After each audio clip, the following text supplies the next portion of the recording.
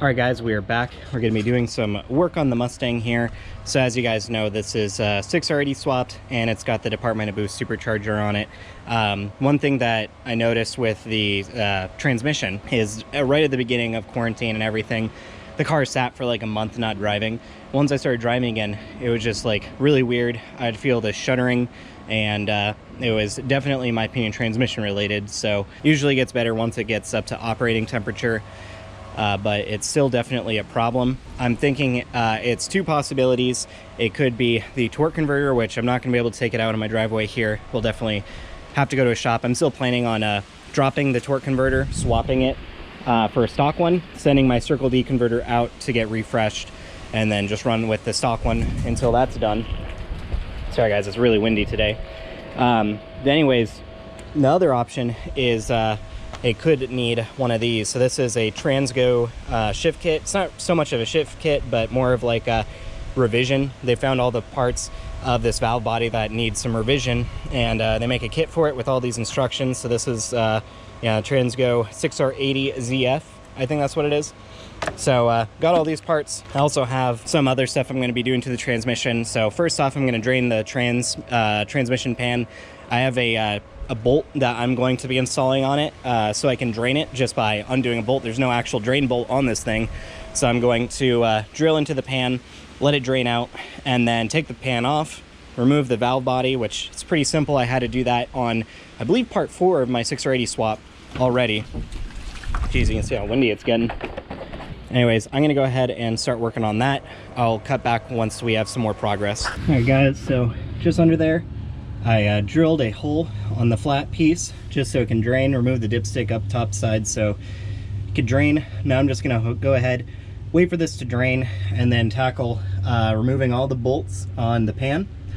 Drop the pan, filter, and then unbolt the valve body, which you saw in that video, like I mentioned, episode 4 I think it was, of the 6R80 swap. But yep, we're gonna go ahead and get this drained and then proceed with that. All right guys, I got the pan off.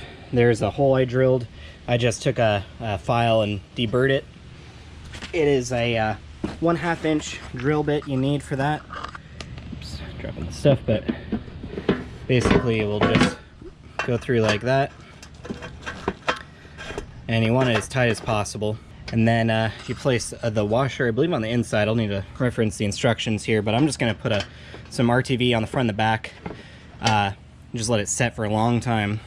Because I don't want this to leak. This seems like a pretty decent unit. It's by Glow Shift, and I think that they these come in or these are sold by other people as well, but we'll see how it works. Don't want any leaks, obviously.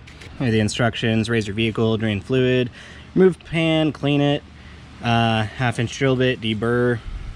So let's put the gasket on the outside, so like this basically. And then you just slide it up in there. I'm going to also, like I just said, add some RTV to the bottom of it. I don't want this to leak at all. So I'm going to go ahead and install this, and we'll be back under the car getting the valve body off. Also, I'd like to mention it drained about 7 quarts. I bought 6 quarts of Pennzoil.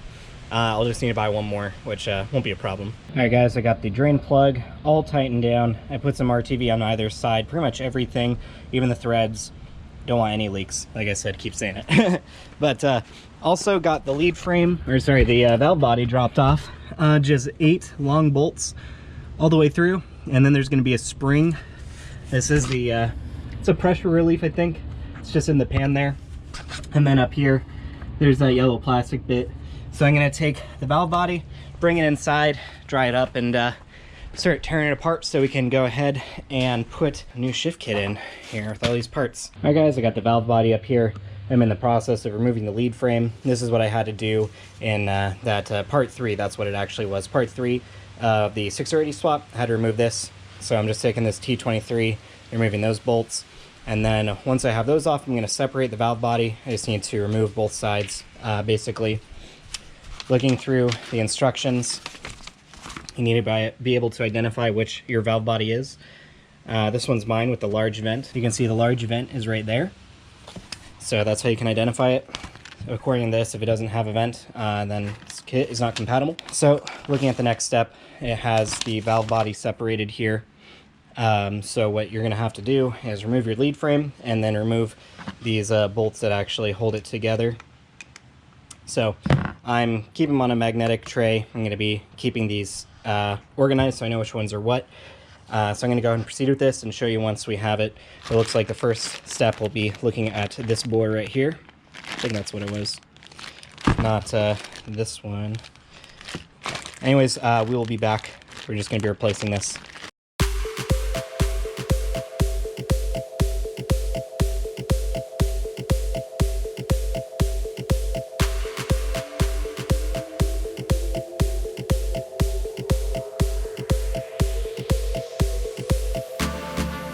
Alright guys, that should be all the bolts I need to remove the valve, or separate the valve body.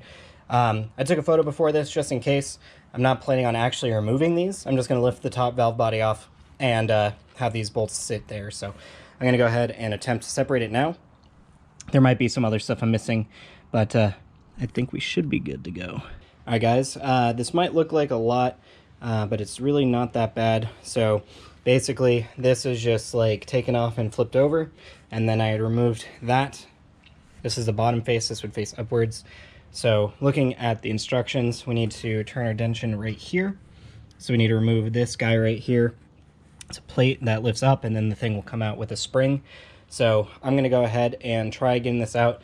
I unfortunately don't think I'll be able to get this on camera, just given how tight everything is here. Two things you have to be careful of. There are these springs that once you separated it, you'll have to put them back where they're supposed to go. This is where it looks like it should go. I actually don't see anywhere else it could possibly go, and that's kind of the general location where they were when I removed this whole thing. So I'll just double check that before I finish off, but that's about where we're at. It does look honestly looks really daunting, but should be fine.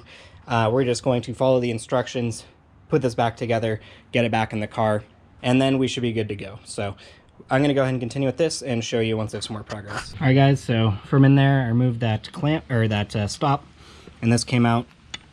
This is the original one, and you can see it has a cap on it. We just need to measure which cap it should be. I believe it's this one. You just put the new cap on, and then, or maybe it was this one actually. Let me just double check this, and then we just need to insert this. It does look a bit different, but I think that's just because of the spring. We also do need to fish that spring out. Go all the way in here. Definitely recommend using picks, because you'll be able to grab stuff in here because it's really tight. Let's see if we can get this spring out. There we are. Yep, so we're just going to replace this with the new spring, and then whichever one fits, which I believe it's going to be this one now that I'm looking at it, I'll put the new one in. Alright guys, we got the new one on.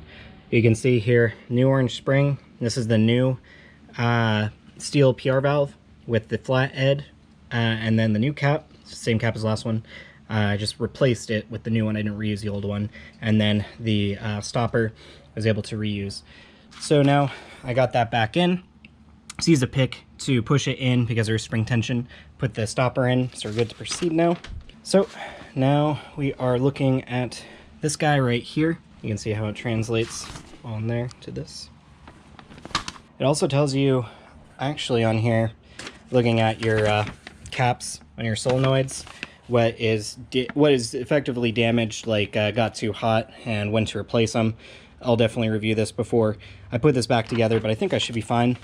It's only had 90,000 miles on it, and I haven't overheated it. Here are this is the new steel torque converter clutch regulator valve. This is probably what I'm running into problem-wise. So it'll be good to replace this. Looks like we'll be using the white spring and that clip. So always check wire retainer as they break off. And then there's a bunch of replacement clips as well. And then I haven't seen what these guys are yet. I'll just have to double check. But I'm going to read over this. Basically just take my pick, remove the clamp, or the retainer that's in here. Pull it up. I don't want to gouge any edges, obviously. And then get this out and replaced. Alright guys, I was able to get the old one out. You can see it's on the left here with the green spring. And this is the new one. It looks like it's a different design. The spring goes in the center. I did notice some wear on this one, so for what I know, this is just a better design, and it'll evenly distribute the wear on here. So I'm going to go ahead and push it back in through here. That's in place. Get this guy in. There we go. You can see there's pressure, and then we just need to get a clip in. I will, it did say reuse the old one, so I'm just going to go ahead and do that. I don't know if I can do this on camera here. Let's see. I think that's all it needs. Yeah, it's in there. Right in the groove. So, got that done. And I also need to look through this.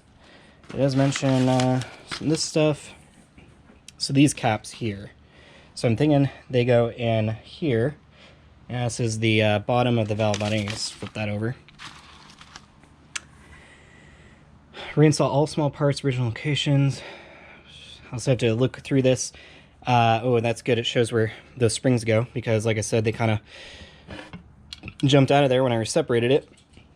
So it's great that they include this. By the way, these instructions are incredibly thorough, so very good from Transgo. But I'm going to go ahead and look through this. It looks like it should be like that. And it's talking about these guys right here. I think we just need to replace these, and we should be good to go.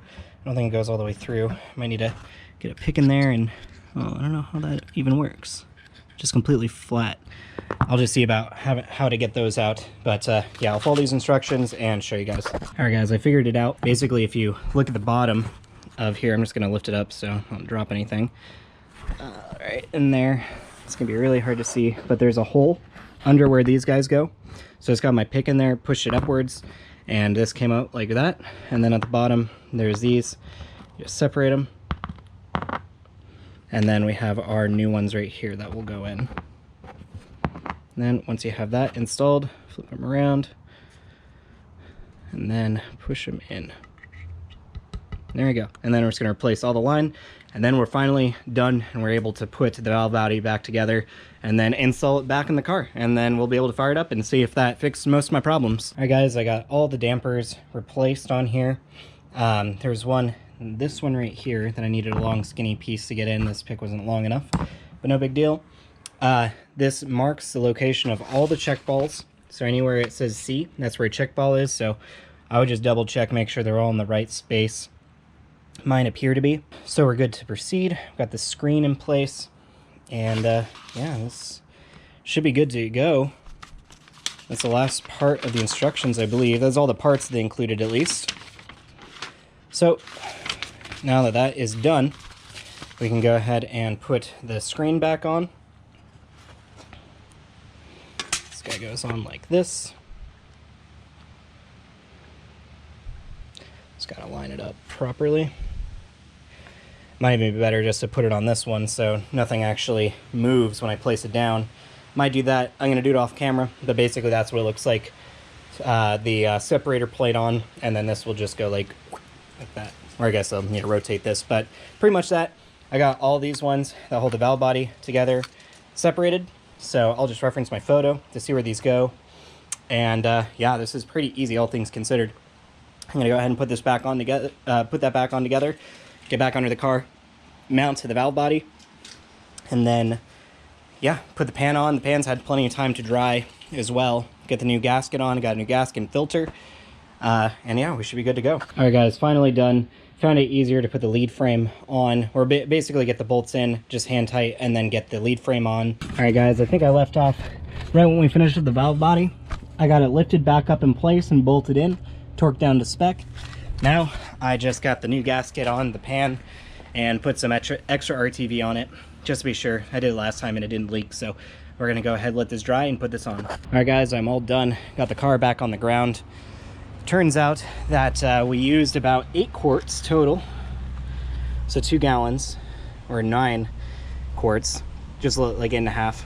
So I'm gonna need about 1.5 to 2 more quarts of trans fluid to put back into it, and then yeah, I'm just gonna go ahead and clean up, let the RTV sit. Don't want to put the transmission fluid in until it's completely dry. I think I'm gonna at least give it an hour, but I want to give it as much time as possible. And we'll be back with the test drive.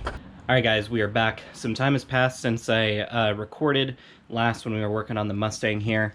As you can see, it's pretty bad out here. Most of you guys know that the entire West Coast is on fire. We're right between Oregon and Washington and Portland, so it's like right where it's pretty bad, really, really bad. The air quality has hit like out of index. It's so bad here.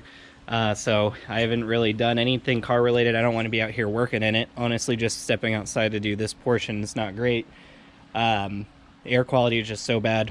But I did get a chance to drive it. It definitely improved things, especially once the car's all warmed up.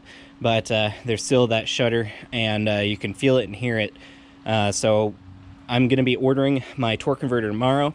And once we receive that, we're going to be going back to Mike's or Elliot's to swap out the converter, and I think that should pretty much fix the issue I'm having. Do also need to replace the battery. My battery's pretty old, and with this car like dying all the way and then being charged and back and forth, it's causing problems. Definitely need a new battery. It's just not holding a charge. I can't even, like, it's been sitting for a little bit. Bet if I start it up right now, it wouldn't even turn over. So gonna be getting a new battery, getting that torque converter, and then it should be pretty good to go. I'm talking with Chung about getting it dynoed again this week, potentially. We don't really need the converter or the battery before we do that. I can jumpstart and drive it over there and give it a shot. See what the supercharged Mustang's making now. But as you can see, the air quality is just horrible. So unfortunately, that's also why we've missed a day in uploading, I think it was. It's the first time in a long time. I was actually up to like 3 videos a week, but last week there was only one, just because I couldn't work out here. So yep, so we're just waiting on that converter and some other parts, and it should be pretty much 100% good to go. Otherwise, it's really great. The shift kit was very easy to install, incredibly straightforward, and even if I wasn't having problems with it, it's just a good thing to do. So I'd recommend that. Check out the links in the description. I have all the parts down there listed, and like, subscribe, and comment down below.